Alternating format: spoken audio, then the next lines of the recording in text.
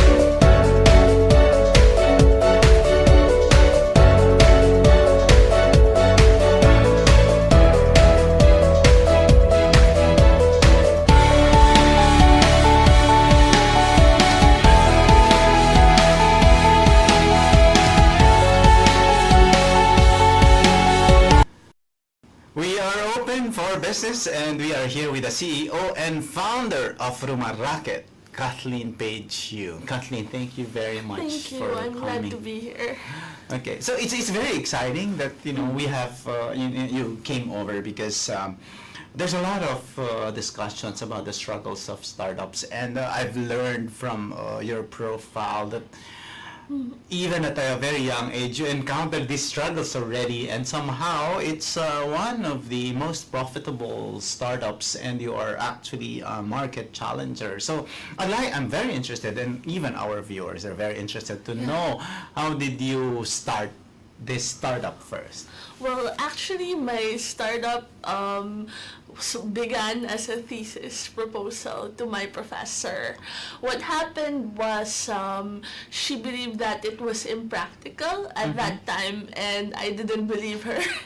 So what I did was I got some advice from a professor in MIT to basically look at my paper and see if there was anything practical in there. So basically, within a few months, we were able to turn it into a business and basically got funding from there. Okay, you said your teacher in the Philippines said it was impractical, and then you approached this MIT professor, Yes. and then he or she saw the potential in it. Do you remember what was that sense of practicality, of your thesis during that time? I think at that time it was because the concept was something that hadn't been heard before. Basically, we at Rumaraket, we build AI to understand human behavior. So what we do is we develop these models, and we have companies, we implement it for certain companies, and basically the theory of it was, can you predict how people would behave given a certain motivation, given a certain incentive, and can you basically develop an AI that can look at human behavior and predict, for example, if an employee is taking too many vacation days, are they about to leave?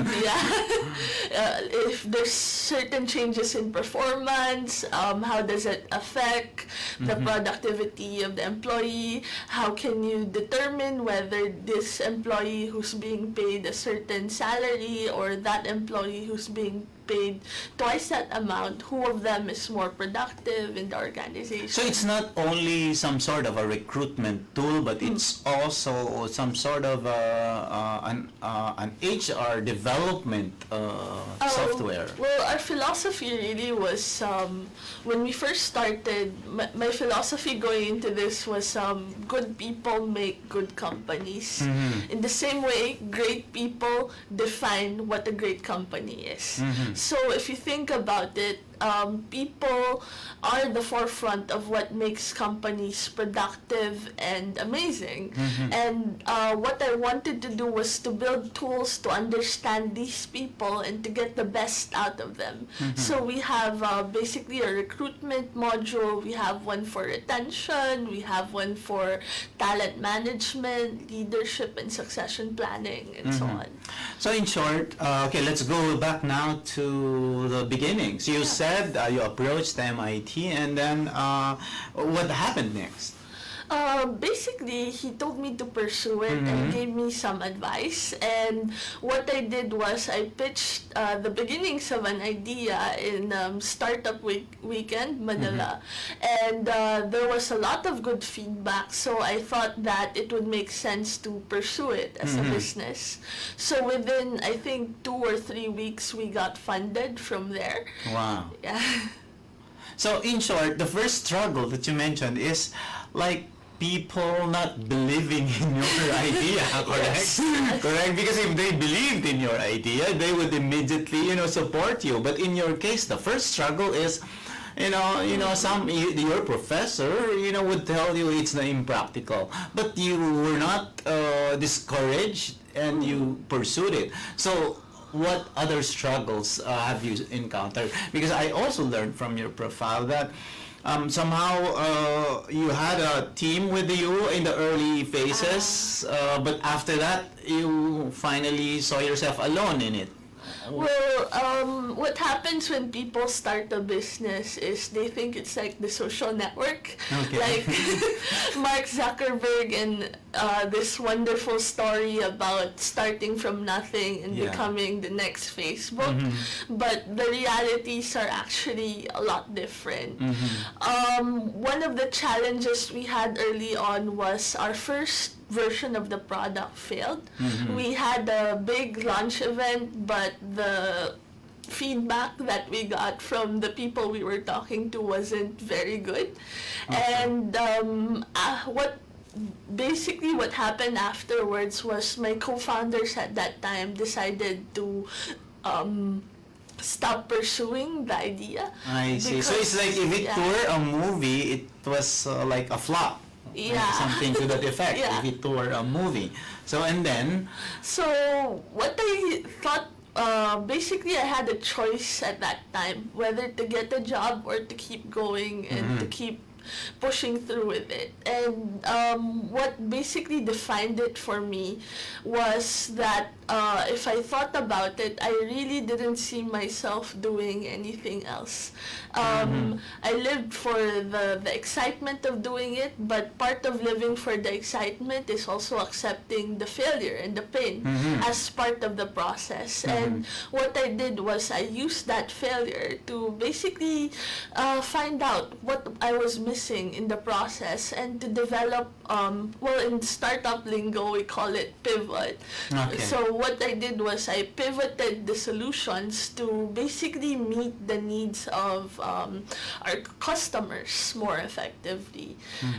So when you, so in short, when this launch flopped, you somehow revisited it. Yes. And made sure that I'm sure there were a lot of inputs, from different areas or from different people, and how to improve it. And that's the reason why, as you said, you pivoted it. Yes. So, what other tools or what other insights did you do to ensure that, like say, some sort of a version 2 of this solution that you are offering worked the second time around?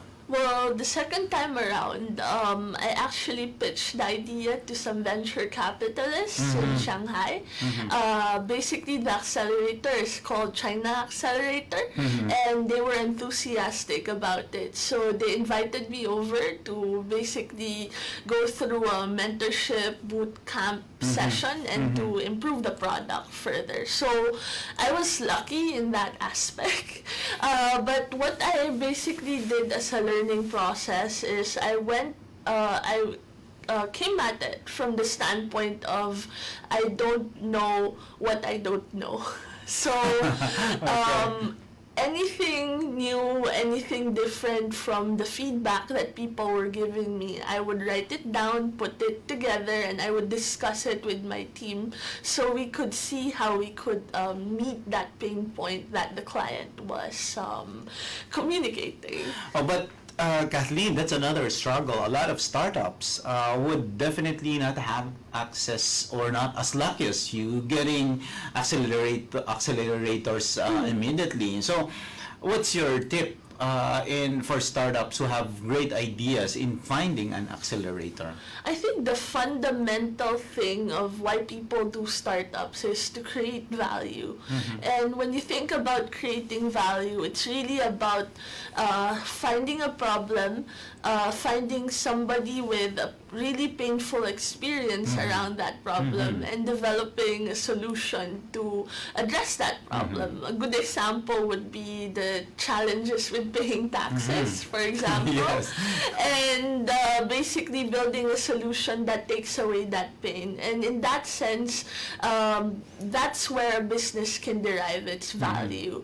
And for me, if that value proposition is clear and coherent, companies would not have trouble finding funding and finding support. So in your case, so let's go back to the story again. So you went to China, you were mentored there, and I'm sure there are struggles there as well because of culture, language, you know. And if you're dealing with businesses there, I'm sure they have other demands, you know, that would really hinder you again to develop this because of course it was not an idea. Is it an idea that fits in to that specific market, or do you think it was just the initial phase that you have to go through? What happened in China? We had some good points in China, a lot of interest, but at the same time, when we released the second version of our product, it wasn't quite up to the standard of large Chinese companies yet. And most of the companies there were looking for Chinese translated so they could use it for... I see, yeah, because especially, you know, with my experience with China when I was with a consulting firm, they have this, how they call it, a great barrier because we can't use Facebook there. I think they have their own, like, you know, that's a time I was able to use also WeChat and Weibo. So tell me about it. So what happened there? So you said during that time it didn't fit the standards of the larger corporations because of the they want it translated. Is that? Yeah. Okay. I had to go back to the drawing board and work on it again. And during that time, I think it was about 2 years later, I flew back to the Philippines and had some interest as well from clients in Hong Kong. I see. So the struggle there again in China. It's really finding a product market fit. Because if you think about it, the Chinese market, the Philippine market, even Hong Kong, they have their own needs and they have their own priorities and standards. And when you're developing something that you want to be valuable to them, you basically have to look at what the context is, who are the people you want to build a solution for, what kind of pain points do they have at the moment, and how can your solution address each of those pain points more efficiently than anything existing. So for me, it's a lot of trial and error. So my philosophy throughout it all was really something that in tech we call it beta testing. Okay. So I would basically build very small implementations of the product, release it to a few people who I thought would make good clients, see their feedback, and basically keep repeating that process until I had clients who were really interested, who really believed that they could find this useful and implement it into their organization. And they can even give you inputs on customization, Of course, customizing it. Okay, so again, when you were in China, what was that vision, or what was that decision that you had, to tell yourself, okay, it's over here. I have to go back to the Philippines. I have to find other clients, and I have to move on. So how agile would you be? To adjust in environments like that, because of course sometimes if you are in that case, is it what would be the thoughts that should run in your mind to say to yourself that I have to go on, or you have to again pivot in your language? I think if you tell your story and you talk about your startup to the other person, you can have a lot of indicators already, whether they find it valuable or interesting. What I did was I invited a few people, mentors I trusted, to coffee, discussed what I was doing with them, got their feedback. And over a few meetings, it got me to realize that my product probably wasn't quite ready for this market, and maybe I needed to do more development work to push it out, or to push something better out. So for me, it was really listening to other people, trying to understand where we were at, showing them the product, asking them questions about it, what their thoughts were. So it was a very bloody process. If you So, will.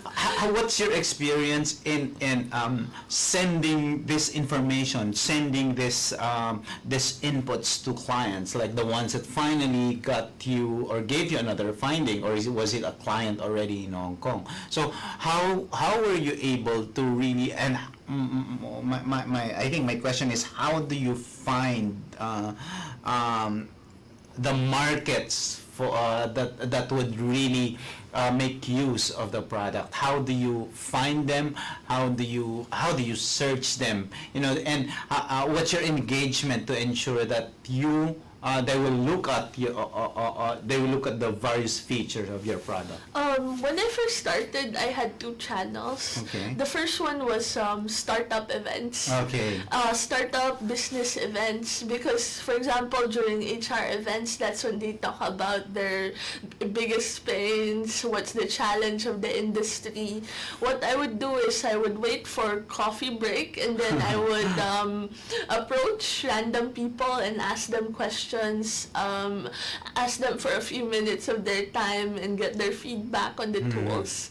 The second one was lots and lots of cold emails. Okay. Yeah. Okay. So I would basically come up with a title I thought was engaging, like increase your sales by implementing AI, and I would send personalized emails to people I think would have a need for my tools, and see if any of them responded.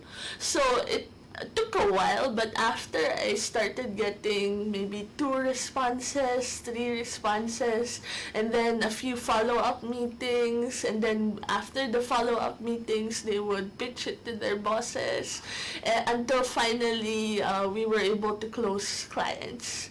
So most people, when you ask them what's the difference between like a startup and a small business, when you say startup, it means that you're developing something new, unproven, innovative, and basically you're trying to find whether people would buy it or subscribe to any of your products or services. Small businesses basically have a defined value proposition already.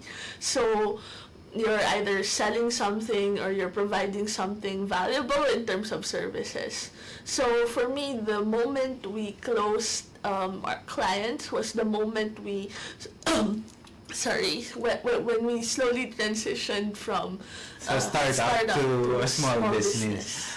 So that's interesting. So my question is, when you were trying to, of course, pitch it to a lot of clients, and when you were making these cold emails to a lot of people, what was the response rate? I'm sure when you say there's a lot, but what is that kind of benchmark for startups or small business owners to not really be frustrated? Well, in marketing, I think 5% is Yes. the acceptable one. With us currently, we're at around 20%. Wow. So that's a lot better. But But how? What duration was that period when you somehow get response rates from 5 to 20? it took basically a year and a half. Oh, that's still short. You know, that's, Well, yeah. I'm sure with that, it may be because of the service that you are offering. Okay. What helped us well was some successful case studies from small up-and-coming clients. Like, we worked with this up-and-coming company here in the Philippines, and what happened was they had challenges with recruiting their salespeople. So we helped them implement a machine learning algorithm to predict who was going to make sales before they were even hired. So within 6 months of implementing, it turned around, and basically within a year or two, they had like 36,000 times increase in their return on investment. Wow. Just- So you did a market what's this, a case study out of that? Yes. Is that also so? In trying to in the implementation phase, what were your struggles? Okay, the second struggle was basically, or the third struggle already was really finding product market fit. Yeah, product market fit. Now during the implementation phase, Yeah. do we have to go to a break before Miss Kathleen responds to this? I'll give you the first question, the last question before we go into break. So, what is the next phase of that after you found that product market fit Yeah. is basically implementation. Yeah. So okay, can you cite one struggle in the execution phase? Basically, we like to make plans and say this is how it's gonna go. But when you start implementing, everything falls out the window. So it's basically having to be adaptable and to make decisions like that. So what we found was there were errors where we expected no errors. Okay. So what I really advocated with my team was to move fast. Don't be afraid to make mistakes, but also to correct them quickly. Okay, that's great. Okay, it's a very exciting conversation, and Kathleen will tell us also, she will try to simplify machine learning and artificial intelligence to our viewers when Open for Business returns.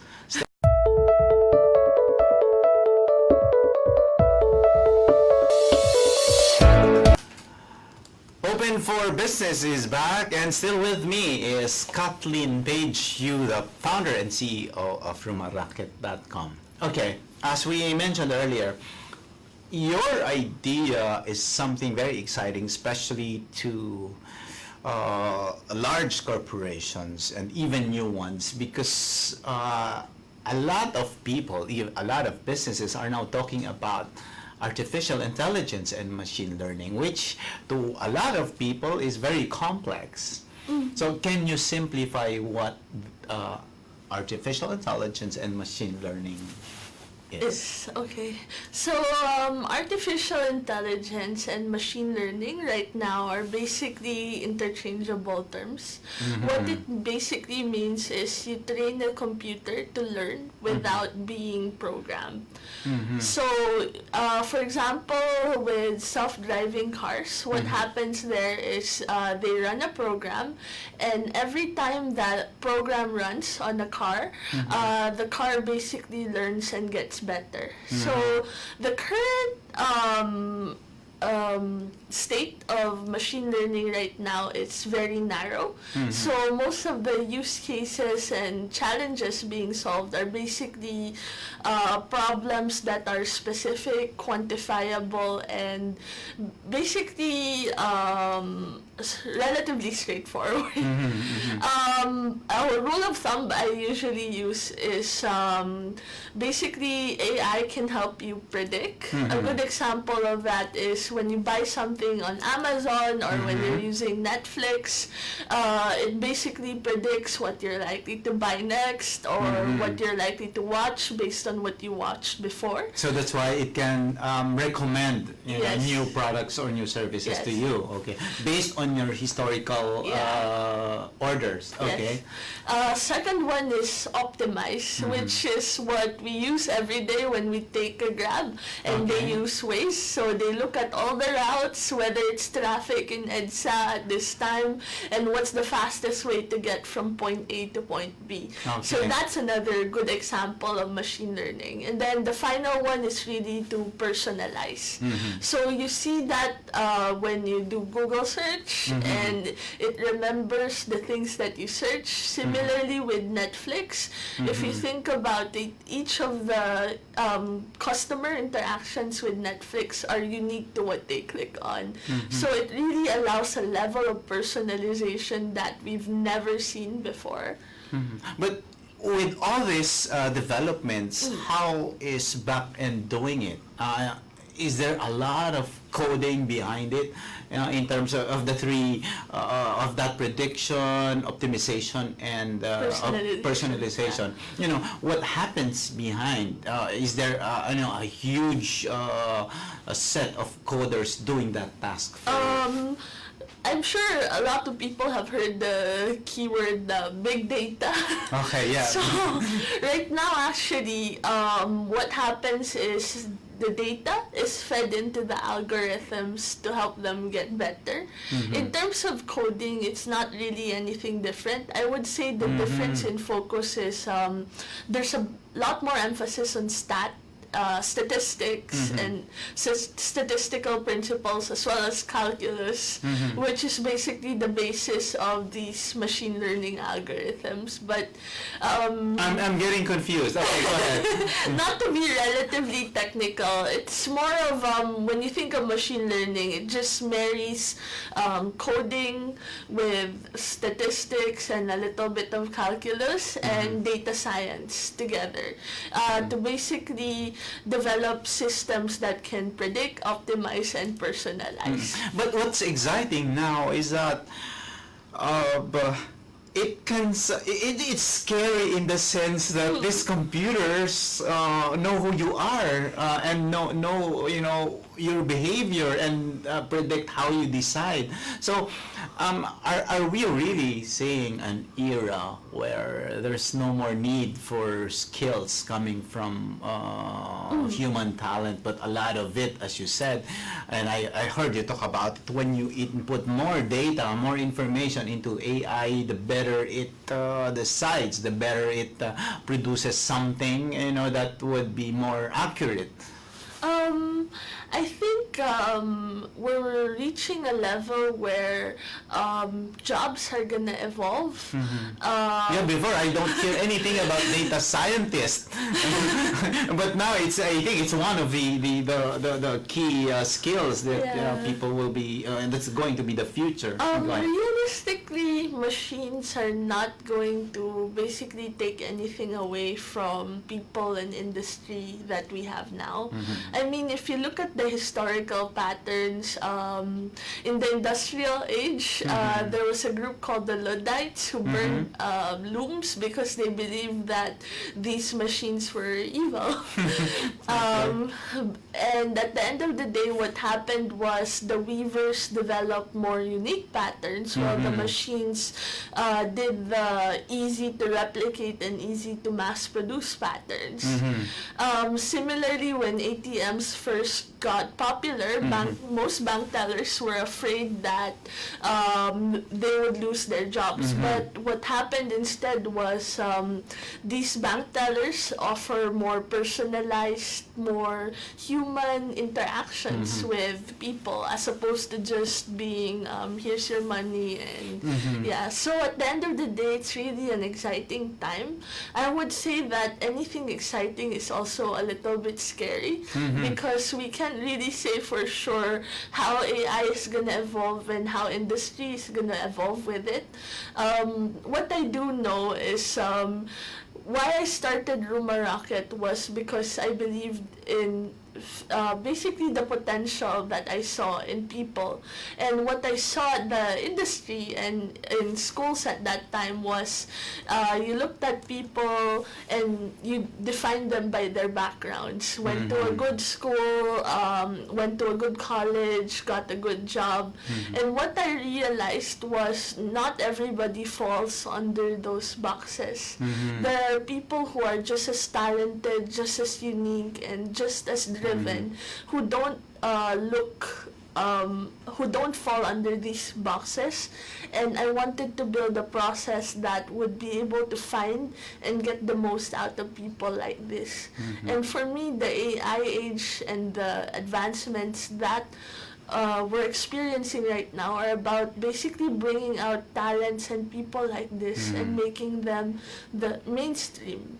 Basically building a society where creativity and the ability to create and build and inspire something that's valued and something that's important and a cornerstone to basically creating a new kind of society and a new kind of economy.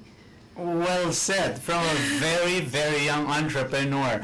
Okay, if you can provide your, if you can give our startups, and especially the ones, the new, the millennials also who are planning to develop or launch their own startups. So what are your advice to them as to, experiencing struggles, and they could also be the graduating students who are pitching their thesis to their teachers, and they may also experience the same experience that you had. What's your word of advice to them? Basically, when I wasn't a very good student in school, and one year I failed out, and the teacher told my mom, maybe Kathleen isn't cut out for this school. You should consider transferring her. But at that moment, my mom gave me a choice. She said, you can either walk away from this, or you can stick to it and change their opinion of you. So I stuck to it, and the next year I was one of the top students in the class. And for me, that was one of the most important life lessons I learned. At the end of the day, everything is changeable. You can be a better version of yourself if you keep trying and if you keep moving and if you keep basically pushing and becoming a better day by day. And that's really something that not every day, we can't expect to win all the time, but at the end of the day, it's our failures that teach us the most. Perfect. That's really very inspiring. That's the CEO and founder of RumaRocket.com. Thank you very much, Kathleen, for joining the show. Stay with us. We will still be back with our term of the week and our code of the week when open for business return. Stay tuned. In our term of the week, you take a refresher of business terms to make you updated, more informed, and ready to make smarter business decisions. Our term of the week is AI, or artificial intelligence. Artificial intelligence refers to the simulation of human intelligence in machines that are programmed to think like humans and mimic their actions. The term may also be applied to any machine that exhibits traits associated with a human mind, such as learning and problem solving. The ideal characteristic of artificial intelligence is its ability to rationalize and take actions that have the best chance of achieving a specific goal. The goals of artificial intelligence include learning, reasoning, and perception. AI is continuously evolving to benefit many different industries and uses a cross-disciplinary approach based in mathematics, computer science, linguistics, psychology, and more.